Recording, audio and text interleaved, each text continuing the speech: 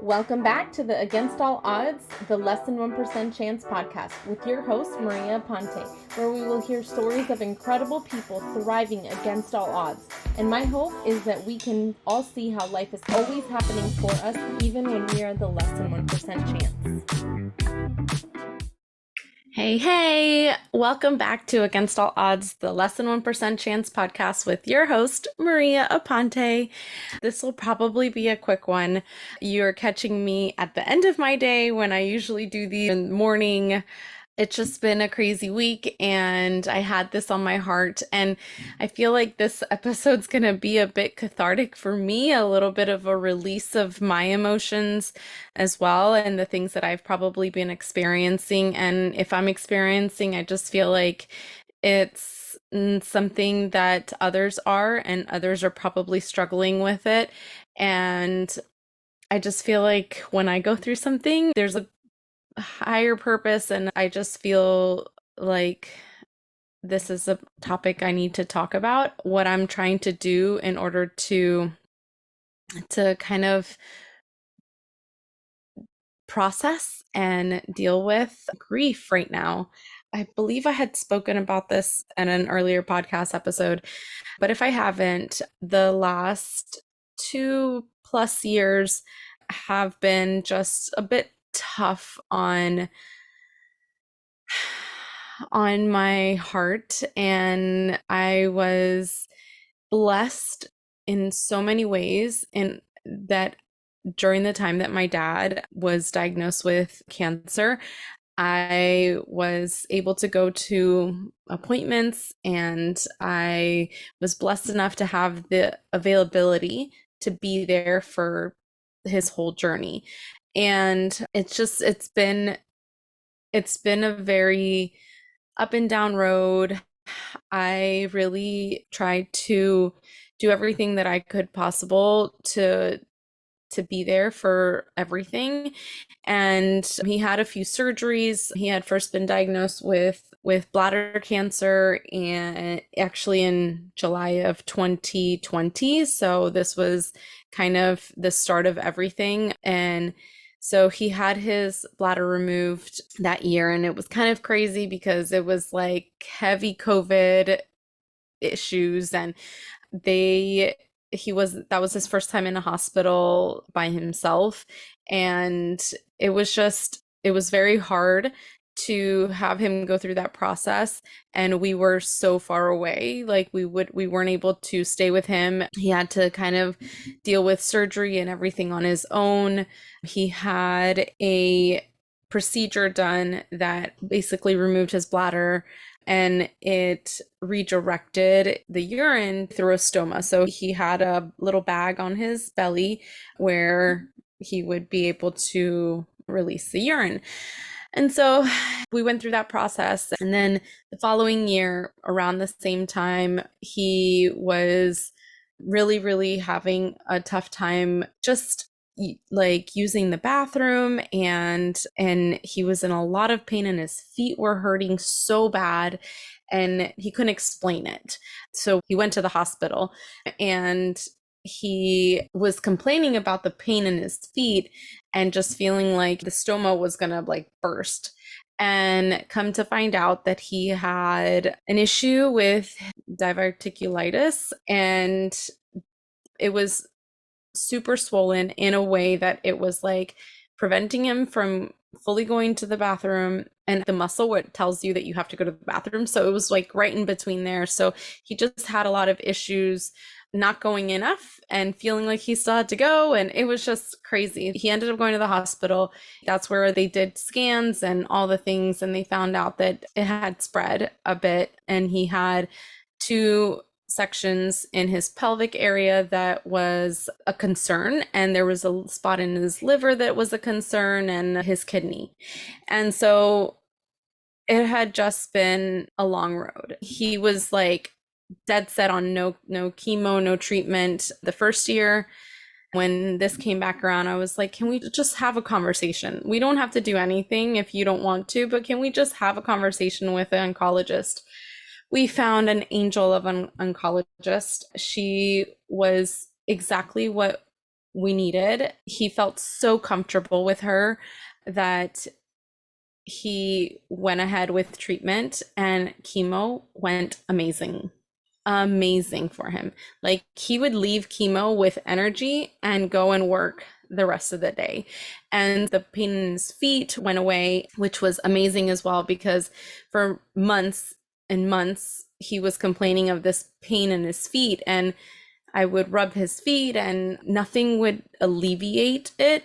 And so we kind of figured out that it was probably that the little tumors that were in his pelvic area were pinching a nerve. And so, it got better with chemo. He did I want to say he did about 10 rounds of chemo, and he did so good.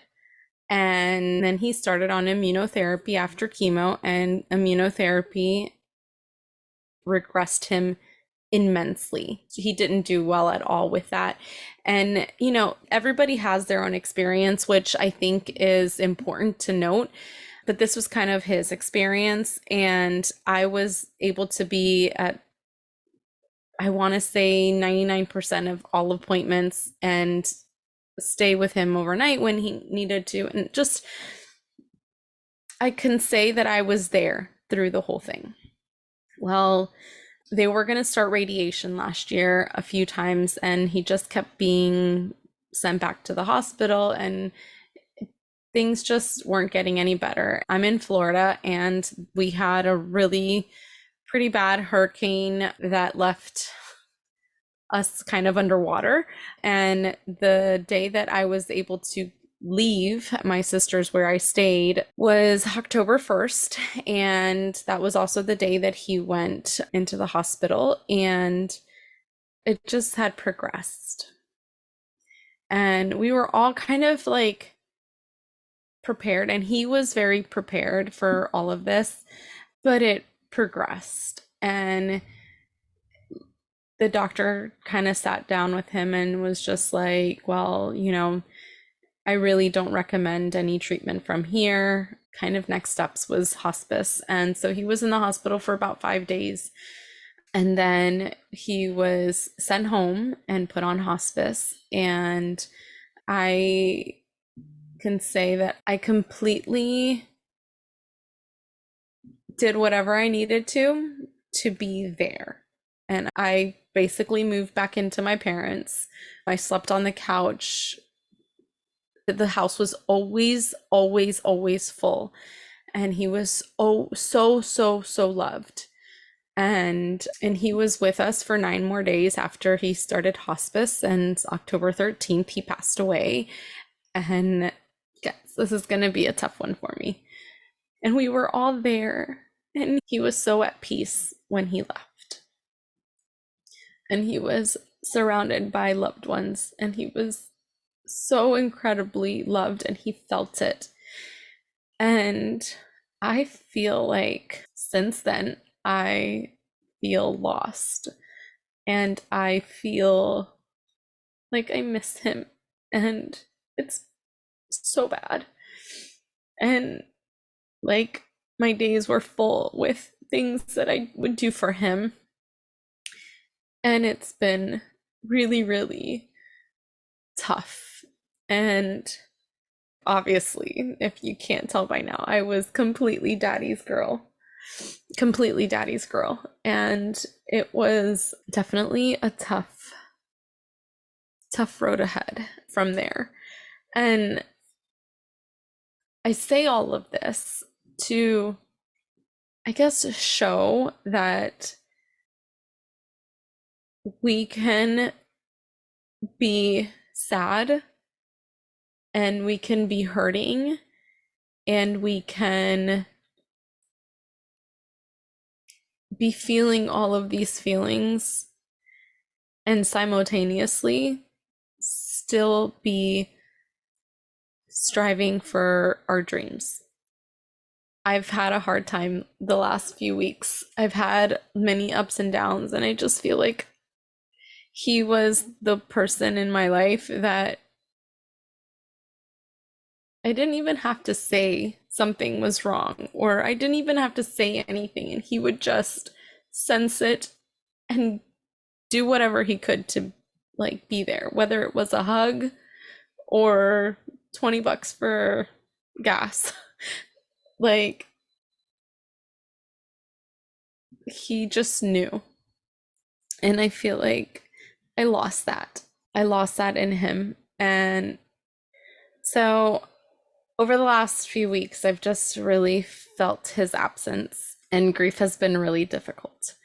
However, in all of this, I have made it a point, and this is what I hope for you that needs it to get out of this.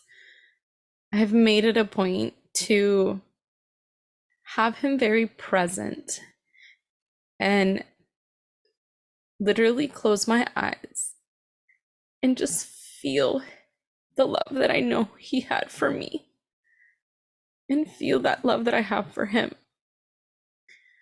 And it has pushed me through. It's gotten me through the last few weeks that have been really, really hard without him. And I've been extra present, extra aware of signs. I don't know if you've ever heard that people see cardinals and they say that it's a sign of a loved one that's passed, that is just letting them know that they're loved and they're thought about, and they're with them. And I have now bird feeders. I have become a bird lady. I have bird feeders in front of my house, and I know the sound of a cardinal when they're around, and there's cardinals around my house all the time now. There are cardinals around my mom's house all the time. The most random places cardinals pop up. So to me, I look for the signs that he's still there in spirit, and my connection to him has never gone away. It isn't easy, and that's okay. I feel like, how blessed are we to experience loss to this magnitude? Because that only just means that we know love that hard, that much, that big. Like, how blessed are we that we get to experience this loss? And that loss just means that we were that loved, that cared for. Like, how beautiful is that? If I can flip it for you and for myself, I have to remind myself of that.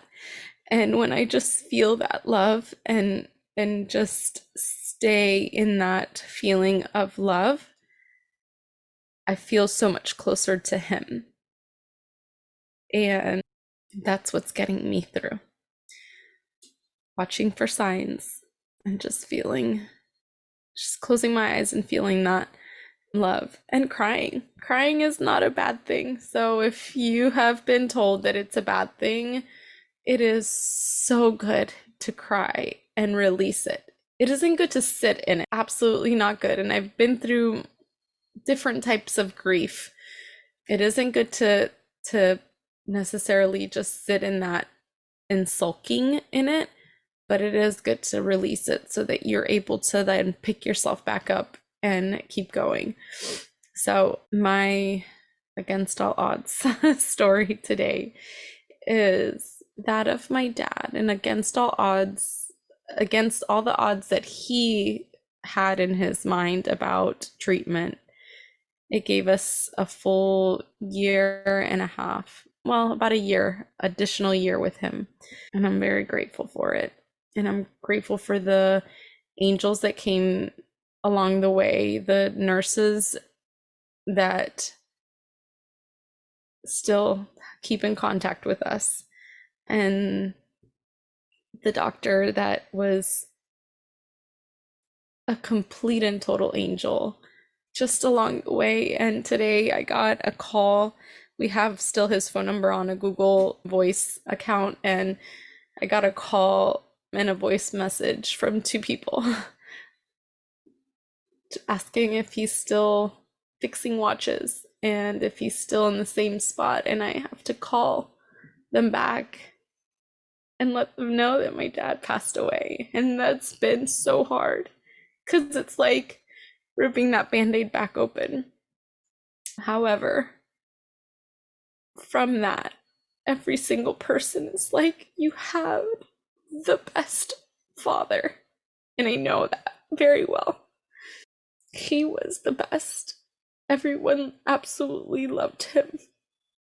And he was such an amazing human, always so happy and joyful, and always wanted to see everyone around him happy. And I feel so blessed that that was who I grew up with and who I just was just so blessed to have him around. So, Dad, this one is for you. And if you're out there and you're experiencing grief, know that you're not alone. You could always reach out. If you need a crying buddy, I'm there. If you need someone just to listen, I'm there. It's really, really not an easy road. It's not a club I ever wanted to be a part of. However, I feel that part of this podcast getting started was the push of the grief that I was experiencing from losing him. Was like, came this beautiful creativity of starting this podcast. So if I can just say, find the blessings and feel that love and look for those signs, I promise you it helps you get through, and know that you're not alone, because I'm always here. All right, this was a short one, but something that I feel like maybe I needed for my own. And if you're watching on YouTube, sorry, I'm blotchy and I've been crying and it's like the end of the day.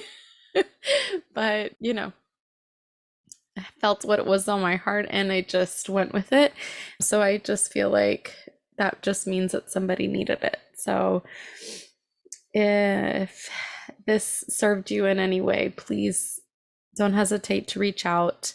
Leave a review if you are enjoying these episodes. And honestly, I'm excited for the few more to come that we're getting scheduled. So this has just been a very amazing journey so far, and I'm really, really very excited to continue. And I know that my dad's just like every step of the way, he's cheering on me because that's like how he would be. So thank you so much for being a part of it, a part of the growth of Against All Odds. Seriously, from the bottom of my heart, it means the world to me. And I thank you, and I hope you have an amazing rest of your day. Thank you. And if I made you cry, I'm so sorry. Peace out, guys. Love your life.